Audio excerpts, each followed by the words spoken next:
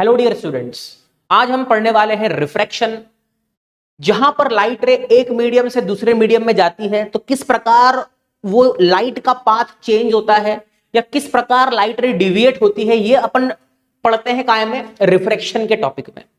तो रिफ्रैक्शन के topic start करने से पहले थोड़ी सी मैं चर्चा करना चाहता हूं स्पीड ऑफ लाइट पे। ठीक है, स्पीड ऑफ लाइट अगर मैं बात करूं फ्री स्पेस की, किसकी? फ्री स्पेस की। तो फ्री स्पेस में जो लाइट की स्पीड होती है वो कितनी होती है? c, यानी कि 1 में under root mu naught epsilon naught. Mu naught जो है हमको पता है परमिएबिलिटी ऑफ फ्री स्पेस, है ना। म्यू नॉट क्या है? Permeability of free space. और बेटे एप्सिलॉन नॉट क्या है?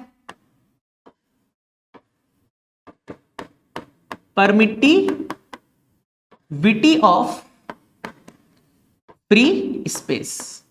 तो ये जो है फ्री स्पेस में लाइट की स्पीड होती है ना, speed of light in free space, speed of light in free space.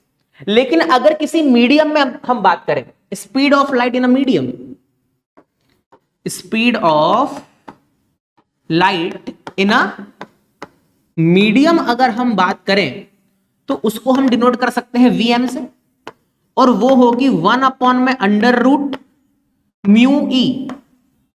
ये म्यू ई क्या है? म्यू एप्सिलॉन क्या है? म्यू जो है ये है परमिएबिलिटी ऑफ दैट मीडियम, ये मीडियम की परमिएबिलिटी है, और एप्सिलॉन जो है वो उस मीडियम की परमिटिविटी है। तो अगर अपन C को देखें और V को देखें और C/V रेशो निकालें, C/V का जो रेशो निकालें, तो ये क्या आएगा बेटे? देखे ध्यान से, ये आएगा under root mu E upon में म्यू नॉट एप्सिलॉन नॉट, है ना। क्योंकि C जो है उसके नीचे ये है और Vm के नीचे ये है, तो रिवर्स हो जाएगा, ये म्यू ई ऊपर और म्यू नॉट ई नॉट नीचे आ जाएगा। ठीक है, तो अगर म्यू जो है वो है मीडियम की परमिएबिलिटी और म्यू नॉट जो है वो है फ्री स्पेस की परमिएबिलिटी, तो म्यू बाय म्यू नॉट को हम बोलते हैं म्यू आर, है ना, रिलेटिव परमिएबिलिटी। और ई बाय या एप्सिलॉन बाय एप्सिलॉन नॉट को हम क्या बोलते हैं? एप्सिलॉन आर, यानी कि रिलेटिव परमिटिविटी। तो ये क्या आ जाएगा? ये आ जाएगा under root mu R E R, है ना। म्यू किसकी है? मीडियम की। ई किसकी है या एप्सिलॉन किसकी है? मीडियम की। म्यू नॉट फ्री स्पेस की है और एप्सिलॉन नॉट भी फ्री स्पेस की है। तो ये जो रेशो आया है C/V का, इस रेशो को क्या बोला जाता है? इस रेशो को बोला जाता है N। क्या बोला जाता है? N। N मतलब रिफ्रैक्टिव इंडेक्स ऑफ मीडियम। क्या बोला जाता है? Refractive index of medium. ठीक है, तो यहां पर अगर अपन थोड़ा सा रीअरेंज करें इसको, तो हमको मिल गया C/V is equal to N, है ना। अगर आप ध्यान से देखें तो रिफ्रैक्टिव इंडेक्स जो है वो C यानी कि speed of light in free space और V यानी कि speed of light in any medium का रेशो है। यानी कि अगर ये रेशो हुआ तो ये डायमेंशनलेस और यूनिटलेस होना चाहिए। तो रिफ्रैक्टिव इंडेक्स जो है वो डायमेंशनलेस यूनिटलेस होता है। तो यहां पर हम एक चीज और लिख सकते हैं, V is equal to C/N। इसका मतलब क्या हुआ? इसका मतलब हुआ कि अगर हमको किसी मीडियम का रिफ्रैक्टिव इंडेक्स पता है, अगर हमको किसी मीडियम का रिफ्रैक्टिव इंडेक्स पता है, तो हम उस मीडियम में लाइट की स्पीड निकाल सकते हैं, है ना। ये क्या है? V है speed of light in medium, C क्या है? Speed of light in free space, और N क्या है? Refractive index of that medium. तो अपन इस पे थोड़ी सी और चर्चा अगर करें इस रिलेशन पे, V is equal to C/N पे, V is equal to C/N, तो हम यहां क्या बोल सकते हैं? हम बोल सकते हैं V is inversely proportional to N। यानी कि अगर मीडियम का रिफ्रैक्टिव इंडेक्स ज्यादा हुआ तो लाइट की स्पीड जो है वो कम होनी चाहिए। वैसे सबसे ज्यादा लाइट की स्पीड आपको फ्री स्पेस में ही मिलती है ना। मैक्सिमम आपको लाइट की स्पीड कहां मिलती है? फ्री स्पेस में। और बाकी सारे मीडियम में जो लाइट की स्पीड होती है वो c से कम ही होती है। ऑल राइट, तो जो n है ना हमारा n is always greater than और इक्वल टू 1। इस n को अपन है ना एब्सोल्यूट रिफ्रैक्टिव इंडेक्स भी बोलते हैं। एब्सोल्यूट क्यों बोलते हैं? क्योंकि ये फ्री स्पेस के रिस्पेक्ट में निकाल रहे हैं। ऑल राइट, तो n जो है वो हमेशा ग्रेटर देन इक्वल टू 1 रहता है, यानी कि n मतलब क्या है?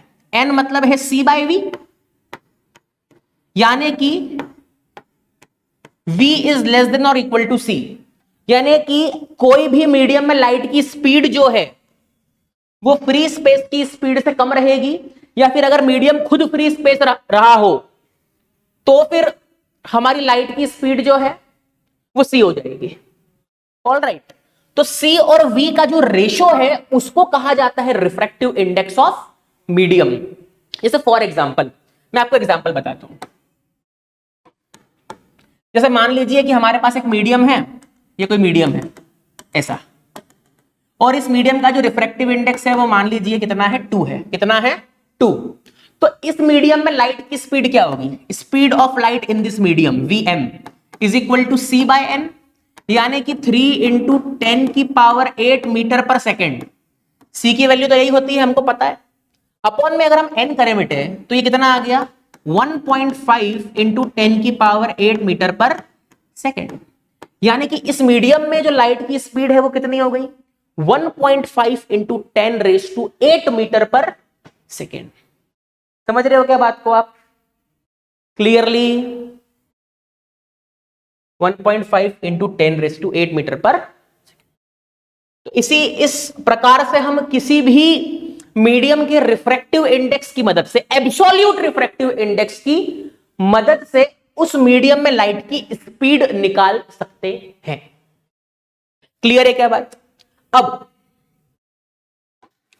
छोटी सी चर्चा और, जैसे मान लीजिए दो मीडियम है ना, एक मीडियम है V1 और उसका एक मीडियम है, उस मीडियम में लाइट की स्पीड V1 है, तो V1 को अपन क्या लिख सकते हैं? c bye n1। n1 मतलब refractive index of first medium, V1 मतलब speed of light in first medium. Second medium की बात करें तो V2 is equal to c by n2। Second medium का रिफ्रैक्टिव इंडेक्स n2 है और उस मीडियम में लाइट की जो स्पीड है वो c है। तो यहां अगर हम रेशो निकालें V1 और V2 का, तो V1 बाय V2 हमको क्या मिल रहा है? V1 बाय V2 जो है ये हमको मिल रहा है n2 bye n1। All right, तो अगर if n2 is greater than n1, if n2 is greater than n1, इसका मतलब क्या हुआ? Then V1 must be greater than V2। इसका मतलब क्या हुआ? इसका मतलब यह हुआ कि जिस मीडियम का रिफ्रैक्टिव इंडेक्स ज्यादा है, जिस मीडियम का रिफ्रैक्टिव इंडेक्स ज्यादा है उस मीडियम में लाइट की स्पीड कम है, और जिस मीडियम का रिफ्रैक्टिव इंडेक्स कम है उस मीडियम में लाइट की स्पीड ज्यादा है। लेकिन दोनों ही मीडियम में लाइट की स्पीड c से कम है। समझ रहे हो ना बात? V1 is greater than V2, but V1 and V2 both are less than or equal to C. All right. तो यहां पर हम क्या बोल सकते हैं? यहां पर हम एक टर्म इंट्रोड्यूस करते हैं।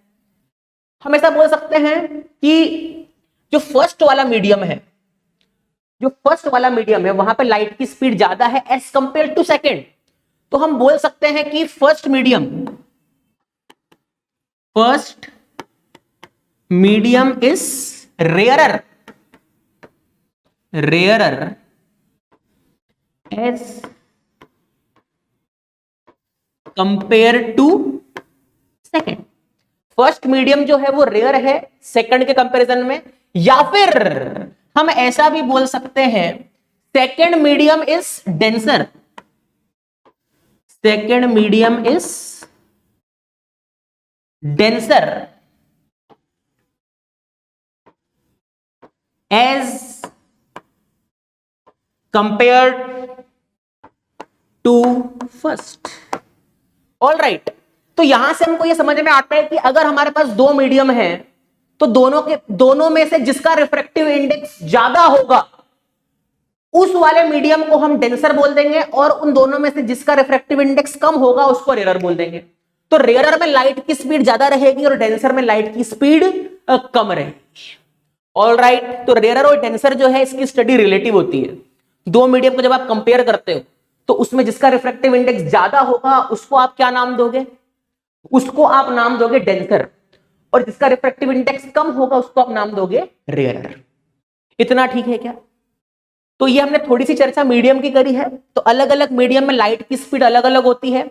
किसी भी मीडियम में अगर हमको लाइट की स्पीड निकालना हो तो उसके लिए क्या फॉर्मूला है? Speed of light in any medium is equal to speed of light in free space divided by refractive index of that medium.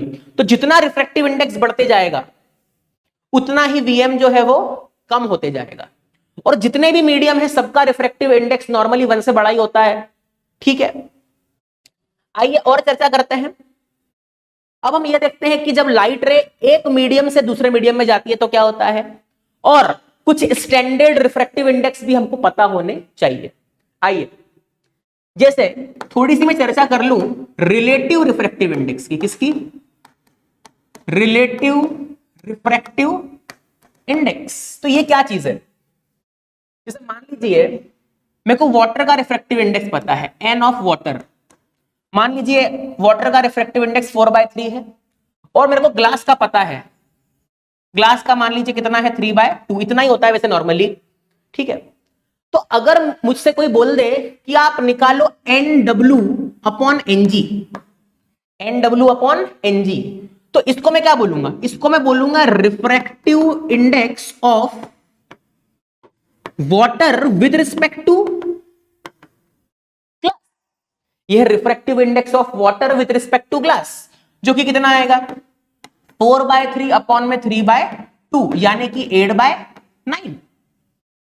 और इसको हम डिनोट कैसे कर सकते हैं? ऐसे, refractive index of water with respect to glass. All right, या आप उल्टा भी कर सकते हो। आप चाहो तो क्या निकाल लो? Refractive index of glass with respect to water. जैसे यहां निकाल के देख लेते हैं अपन। इसे मैं लिखता हूं NGW। तो NGW मतलब refractive index of glass with respect to water. तो ये इसका उल्टा आ जाएगा, यानी कि 9/8 आ जाएगा।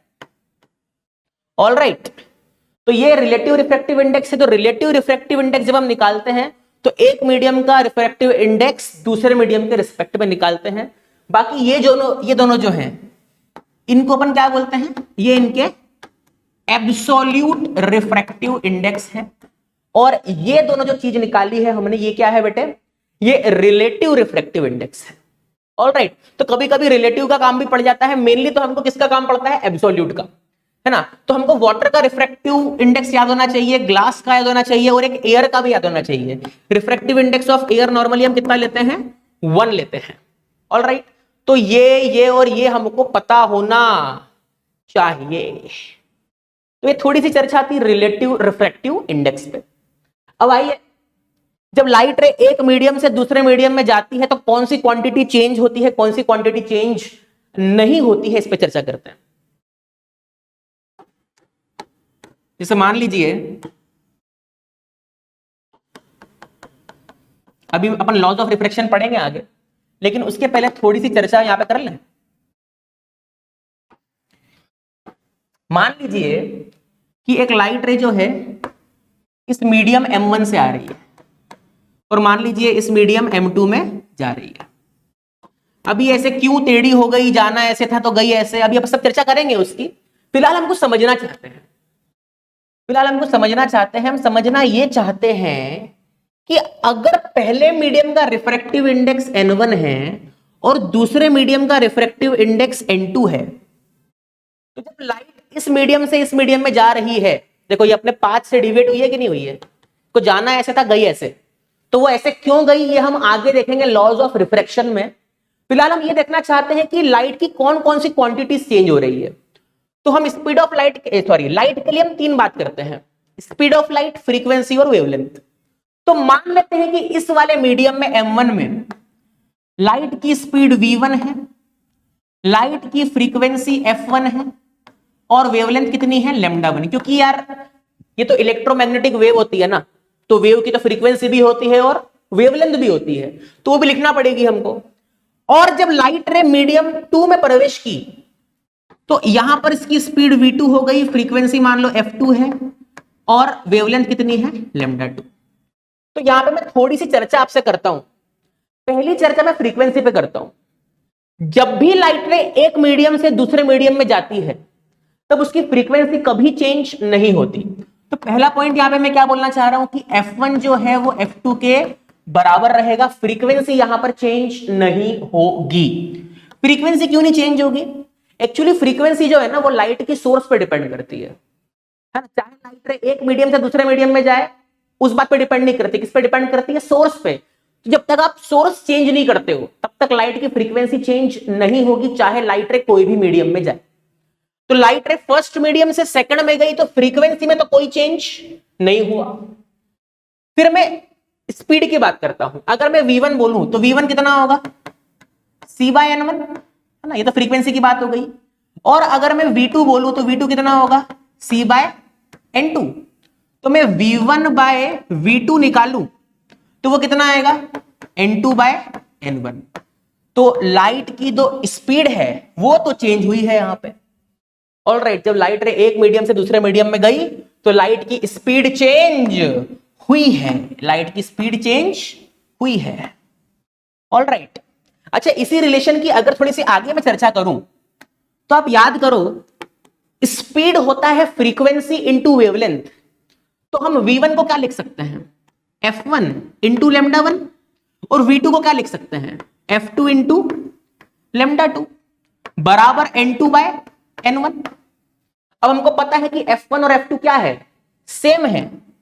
तो यहां से हमको एक और रिलेशन मिल गया λ1 और λ2 का। λ1/λ2 जो है वो आ गया n2/n1। यानी कि जब लाइट रे एक मीडियम से दूसरे मीडियम में जा रही है तो फ्रीक्वेंसी तो कांस्टेंट है, लेकिन स्पीड और वेवलेंथ जो है वो चेंज हुई है। ऑलराइट, तो ये आप देख लें कि जब लाइट रे एक मीडियम से दूसरे मीडियम में जाती है तो फ्रीक्वेंसी सेम रहती है, क्योंकि फ्रीक्वेंसी जो है वो सोर्स पे डिपेंड करती है। सोर्स को हम छेड़ नहीं रहे हैं तो फ्रीक्वेंसी तो कांस्टेंट है, लेकिन स्पीड और वेवलेंथ में यहां पर चेंज हुआ है। ऑलराइट, चलिए बेटे अब अपन आगे बढ़ते हैं। थोड़ी सी चर्चा हम स्नेल्स लॉ की करते हैं और लॉज ऑफ रिफ्रैक्शन की करते हैं। आइए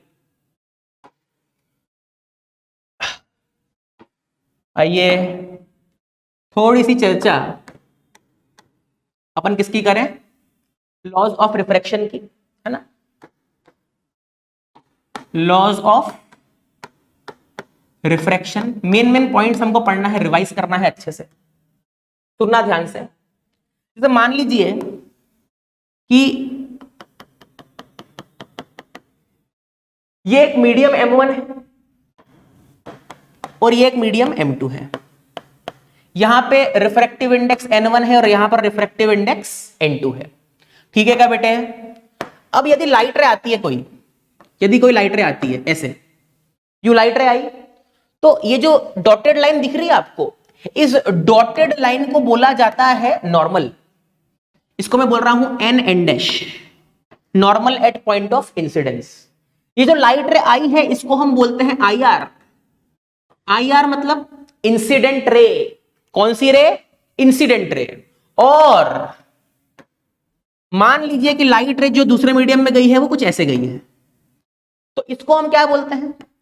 इसको हम बोलते हैं RR, यानी कि रिफ्रैक्टेड रे। क्या बोलते हैं? रिफ्रैक्टेड रे। ये इंसिडेंट रे है और ये रिफ्रैक्टेड रे है।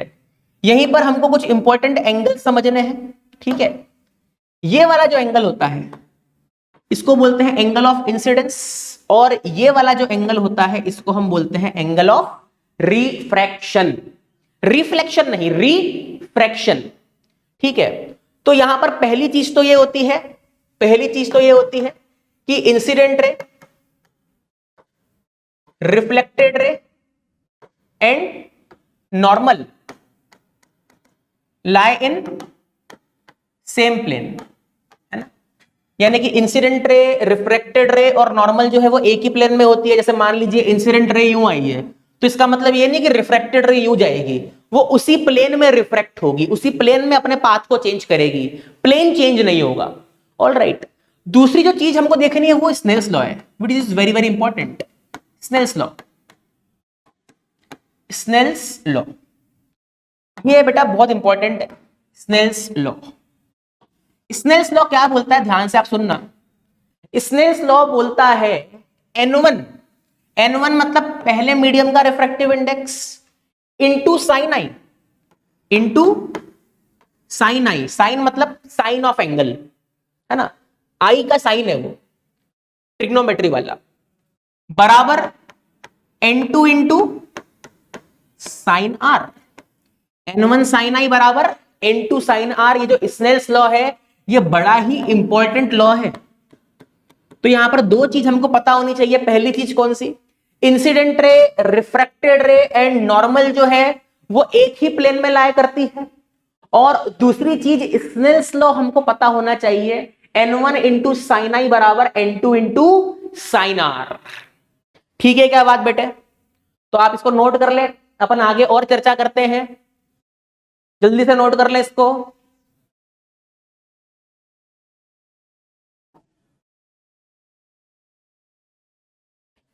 लिख लिया? चलो आगे हम थोड़ी सी और चर्चा कर लेते हैं। जैसे थोड़ी सी मैं बात आपसे करता हूं डिविएशन की, डिविएशन डिविएशन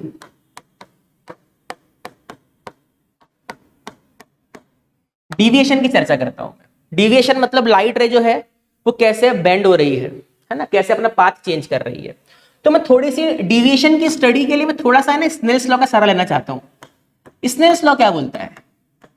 स्नेल्स लॉ ये बोल रहा है कि n1 इंटू साइन आई बराबर n2 इंटू साइन आर, यानी कि sine I by sine R कितना हो गया, n2 बाय n1। समझ रहे हो बात को? अब इससे अपन कुछ कंक्लूजन्स निकालने की कोशिश करते हैं। पहली चीज, अगर n2 जो है वो n1 से क्या हुआ, ज्यादा हुआ, यानी कि जो पहला मीडियम है वो रेयरर है और दूसरा मीडियम जो है वो डेंसर है। तो अगर n2 n1 से ज्यादा है इसका मतलब साइन आई जो है वो साइन आर से ज्यादा है। और क्योंकि आई और आर दोनों एक्यूट एंगल है इसलिए यहां पर साइन को अगर हटा भी दें तो आई जो है वो आर से ज्यादा आएगा। इसका मतलब क्या हुआ? इसका मतलब यह हुआ कि अगर आपकी लाइट रे n1 से जा रही है n2, जहां पर हमारा n1 जो मीडियम है वो रेयरर है और n2 जो है वो डेंसर है, तो आप ध्यान से देखें आई ज्यादा है किसके कंपैरिजन में, आर के कंपैरिजन में। यानी कि लाइट रे कुछ ऐसे जानी चाहिए।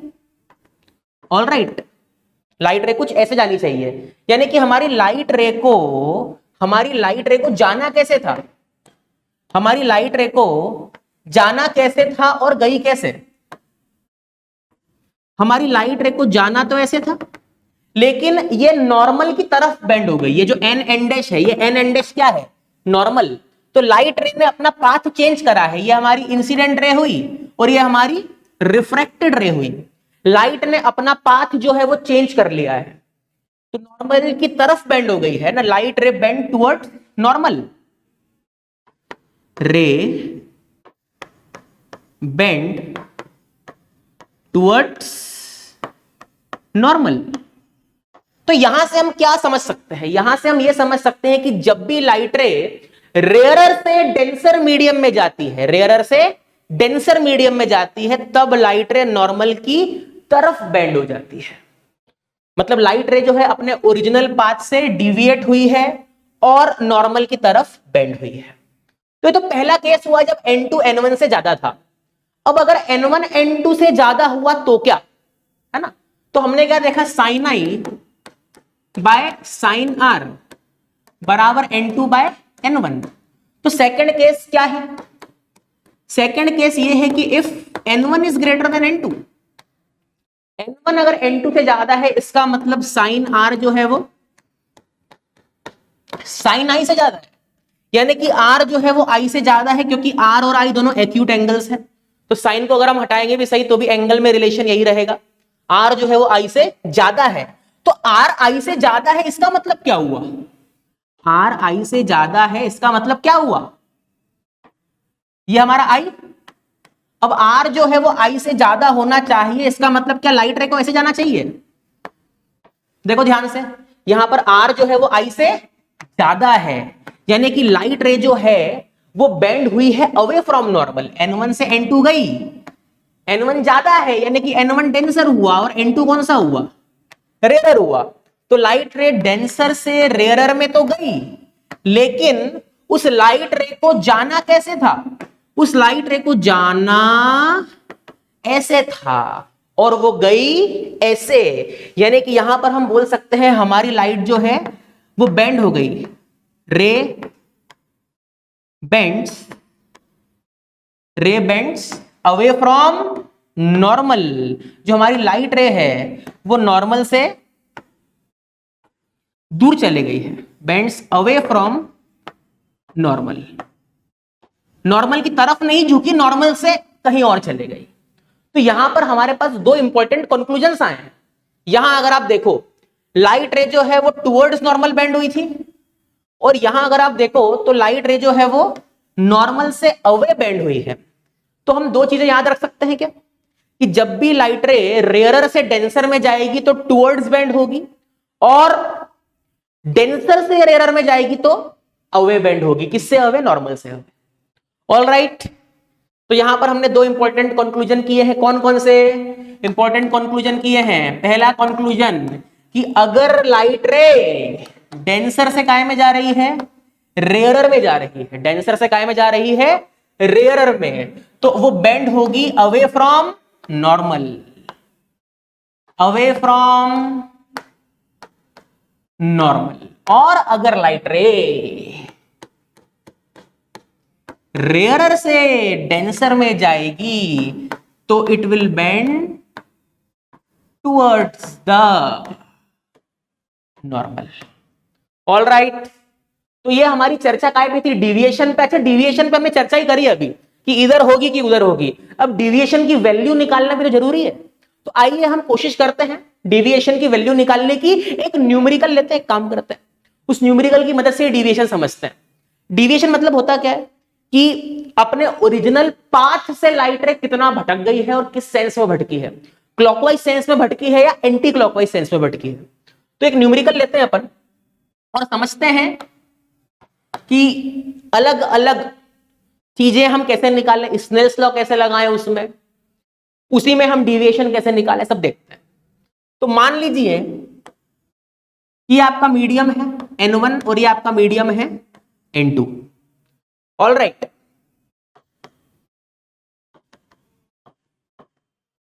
टेढ़ी हो गई थोड़ी सी, सीधी कर दें इसको।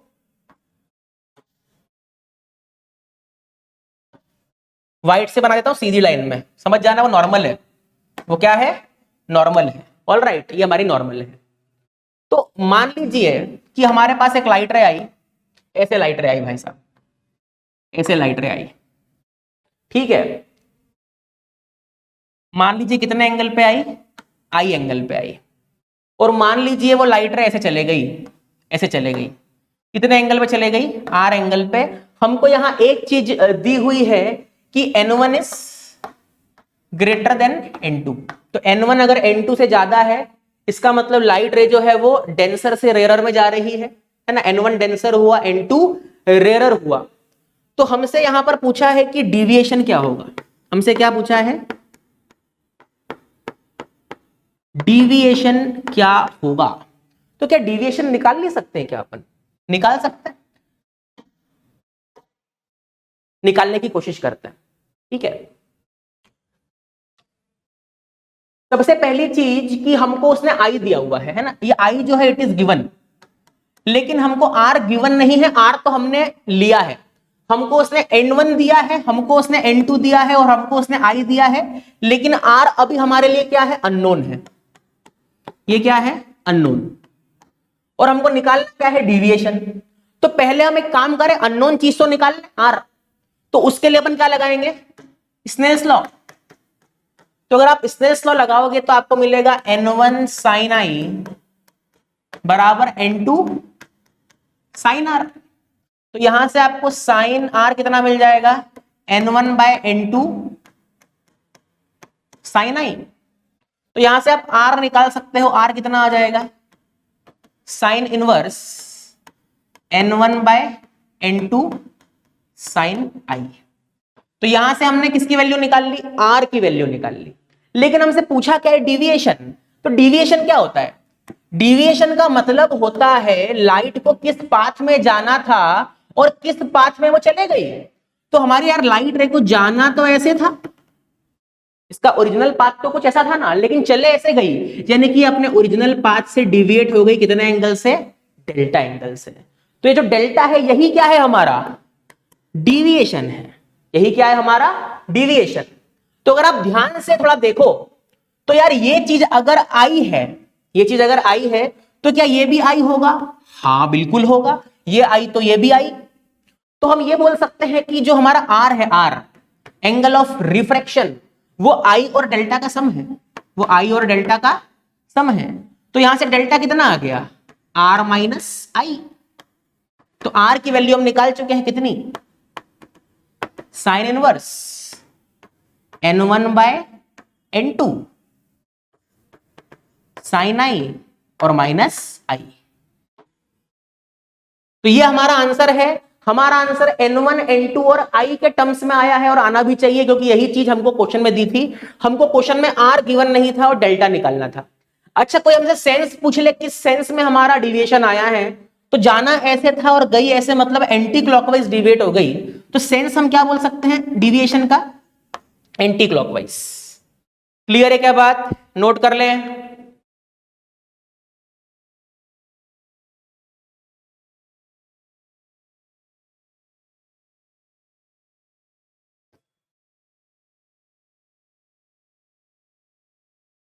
करा नोट। चलो एक और छोटा सा क्वेश्चन देखते हैं, आइए समझने की कोशिश करते हैं।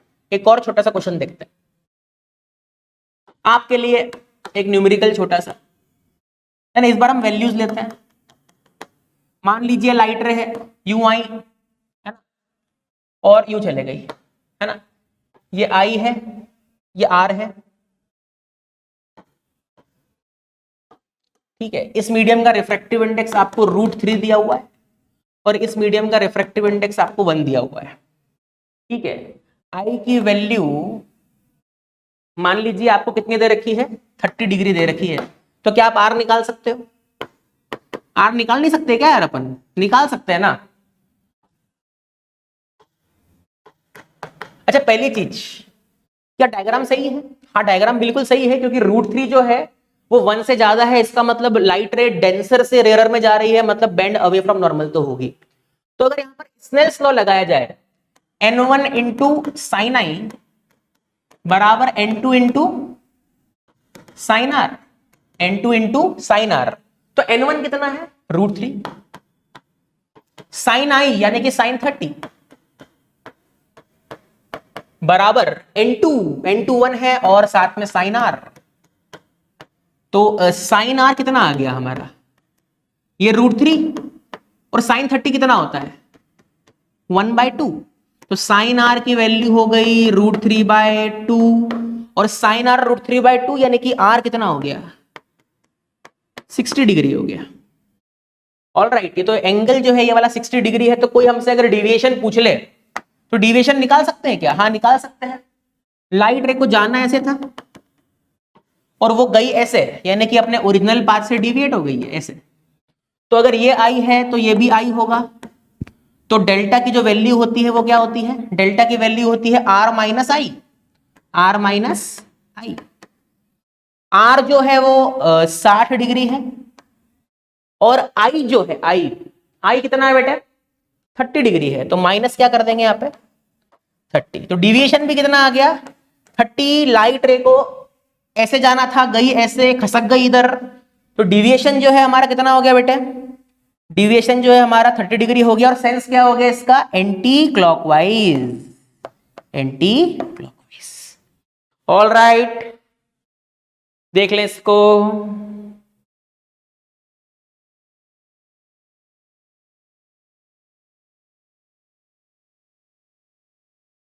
देख लिया? ओके। तो आज हमने रिफ्रैक्शन का बेसिक पढ़ा है, हम इसको और भी आगे ले जाएंगे और न्यूमेरिकल्स करेंगे, और ऐसे न्यूमेरिकल्स हमको करना है जिससे हमारे कॉन्सेप्ट और भी क्लियर हो। तो हम मिलते हैं नेक्स्ट लेक्चर में, तब तक के लिए थैंक यू वेरी मच।